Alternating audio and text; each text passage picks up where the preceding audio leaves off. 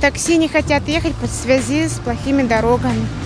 Все прям, когда вот заказываешь такси, руками и ногами опираются на то, что мы не поедем и все, и отказываются.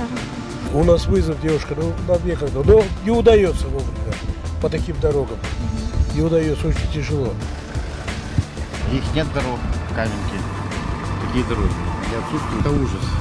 Я не знаю, сейчас если пойдут дожди, мы здесь вообще не проедем. Будет хуже, чем было. Хотелось бы, конечно, чтобы они как-то хотя бы часть какую-то сделали, чтобы люди могли нормально ездить, нормально вот ходить пешком. Многие же не имеют машин, они ходят пешком. И пойдет дождь, им будет реально, ну, не знаю, где-то возле мусорки ходить будут. Женщины с колясками. И дороги ужасные. Машины невозможно машинам ездить. Все жалуются на дороги. Дорогам ездить вообще невозможно. Обслуживание очень дорогое. То гвозди, то резина рвется, непонятно. Ну, сами посмотрите, вот яма на яме.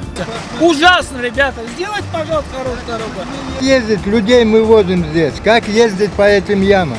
Это надо исправлять в конце концов.